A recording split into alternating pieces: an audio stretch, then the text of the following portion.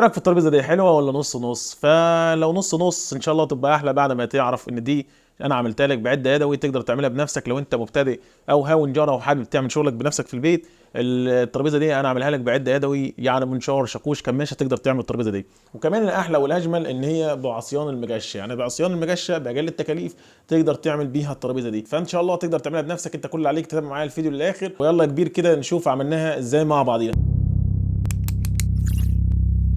دي عصا المكنسه اللي انا هشتغل عليها. العصا دي انت طبعا لو موجود عندك في البيت حاجه قديمه او ممكن تشتريها جديده. انا اشتريت العصا ب 10 جنيه، ممكن تشتريها من اي حد كده بيبيع ادوات منزليه. وزي ما قلت لك في البدايه ان شاء الله تقدر تنفذ الترابيزه دي بالعد اليدوي. طبعا انا بقطع العص بتاعتي على المجاسات اللي انا شغال عليها. وطبعا انا سامعك دلوقتي بتقول طب فين المجاسات؟ المجاسات دلوقتي جايه لك يا كبير اهو، تقدر تحفظها تشتغل عليها. بس في الاول لكل مقاس طبعا انت هتاخده ده هتقدر هتعمل عليه قطعتين. يعني كل مقاس هديهولك لك دلوقتي هتعمل عليه قطعتين. بتكون اول قطعه 40 سم، وتاني قطعه 30، وتالت قطعه 25، ورابع قطعه 20، واخر قطعه 15 سم. تاخد المقاسات دي وتشتغل عليها على كل رجل. يعني انا دلوقتي هنحتاج في الترابيزه كل مقاس هناخد منه 8 قطع. وبعد ما قطعنا القطع بتاعتنا هنبدا نسمر القطع في بعضيها. طبعا انا بشتغل بالشاكوش عشان خاطر زي ما قلت لك هتشتغل بعد يدوي. وبمسمار شيشه 5 ابدا اثبت كل القطع في بعضيها. هبدا زي ما اتفقت باول قطعه اللي هي 40، وبعد كده ال 30، وبعد كده ال 25، وهكذا هكذا زي ما احنا اتفقنا. اهم حاجه ان تاخد بالك منها ان الرجوع ان القطع دي تكون متساويه مع بعضيها، يعني تساوي كده على بنك او حاجه عدله او زاويه زي ما انا عملت كده، وتساوي كل الرجول على بعضيها. بس تخلي بالك هنا كده في حته قابلتني انا. جبت عصا كده، العصا دي كانت خشبه شجر، فعشان كده تعبتني جو. فانت عشان خاطر تجيب هات العصا اللي هي تكون حنينه زي كده او خشب ابيض زي كده، هتسمر معاك تمام التمام يا كبير. فمش عايزك تقع في المشكله اللي رجعت فيها وتزهق وتسيب الترابيزه اصلا وما تعملهاش. فكده احنا عملنا كل الرجول بالشكل ده، هنبدأ نعمل كل الرجول كده على الشكل ده. طبعا احنا بنعمل عدد 8 رجول منه، وبعد كده بنجمعهم على بعض.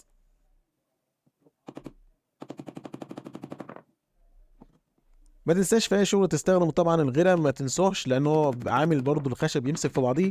ومسمارش 5 كده تبدأ تجمع كل الرجول بتاعتك مع بعضيها كده. دول عدد 4 رجول زي ما اتفقنا، هم كانوا 8 جمعناهم في بعض. وكده احنا عملنا ايه؟ عملنا الرجول بتاعتنا. نيجي دلوقتي للجرصه اللي فوق. الجرصه دي كانت عندي انا قطعه فورمايكا كده او قطعه ملزوجه فورمايكا، فانا هستخدمها معايا في الترابيزه بتاعتي. طبعا انت ممكن قطعه كونتر عاديه تستخدمها في الترابيزه دي. طبعا المقاس انا سايبه لك انت ليك المختاره، تكبر تعرض، احنا كده وصلنا المعلومه وانت ايه براحتك على حسب ما انت عايز.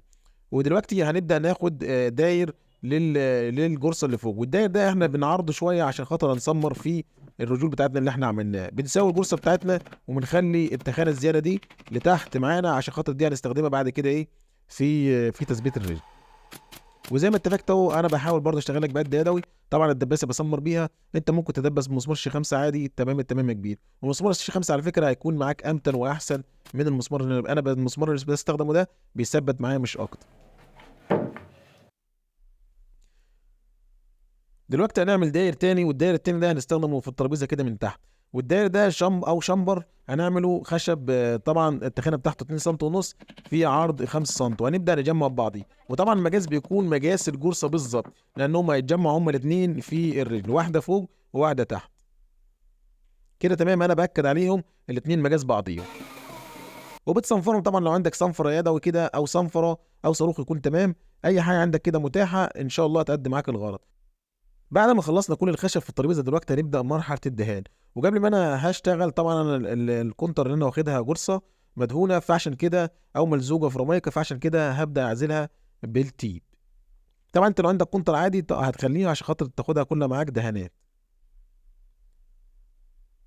الصبغه دي كانت عندي. طبعا انت ممكن تجيب صبغه بني او صبغه اسود من عند الموان، وتبدا ايه الخشب اللي معاك اللي هو الجديد الابيض ده هنبدا نمشي عليه بالسفنجه كده عشان خاطر يغير معانا اللون. طبعا السفنجه دي موجوده في كل حته، انت تقدر تستخدم سفنجه او تستخدم قطنه، اي حاجه كده كبيره عندك متاحه، او حته قماشه كده قط هيقدم معاك الغرض. انا بحاول اسهل عليك الموضوع عشان خاطر الموضوع يكون معاك سهل، والامور ما تكونش فيها اي صعوبانيه. زي ما انت كده مستصعب ان انت تنزل تعمل لايك، طبعا الموضوع مش صعب ان انت تنزل تعمل لايك. اللايك تحتيك كده كبير، انزل دوس عليه دلوقتي قبل ما نخلص دهانات. احنا هنصبغ الجرصه بتاعتنا والشامبر ده بس، والرجول بتاعتنا طبعا هنعملها ايه؟ هنعملها ذهبي. بعد ما خدنا الصبغه بتاعتها، طبعا انت لو عندك سيرر، حبه سيرر كده ممكن تمشي عليهم عشان خاطر ايه؟ يثبت معاك اللون ويدي شويه لمعان كده.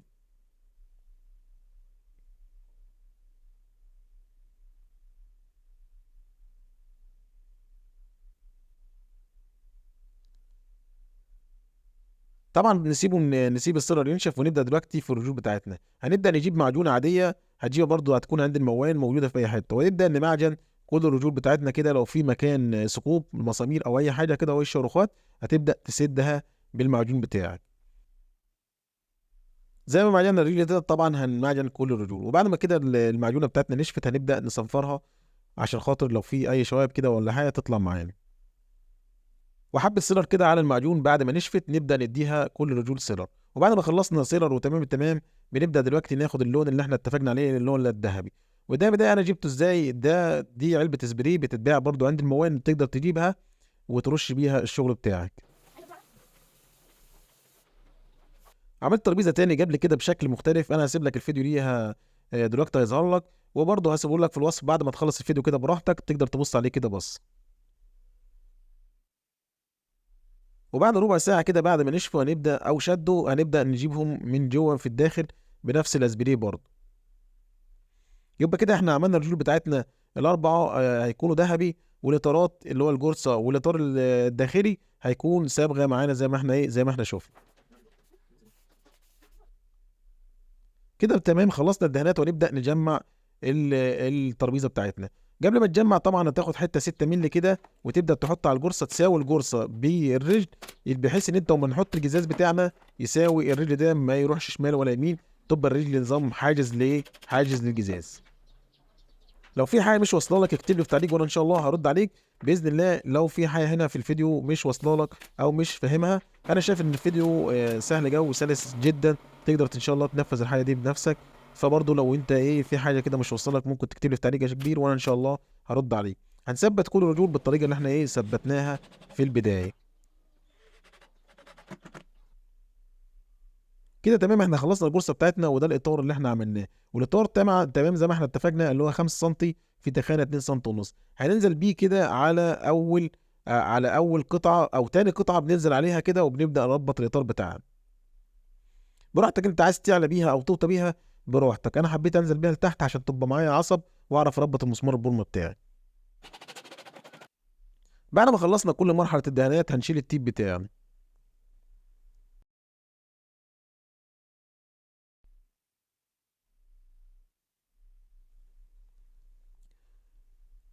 وبكده يكون خلصنا الترابيزه بتاعتنا. يا رب تكون عجبتكم. لو عجبتك طبعا ما تنساش تنزل تعمل لايك للفيديو، واستنونا في فيديوهات جديده. والسلام عليكم ورحمه الله وبركاته.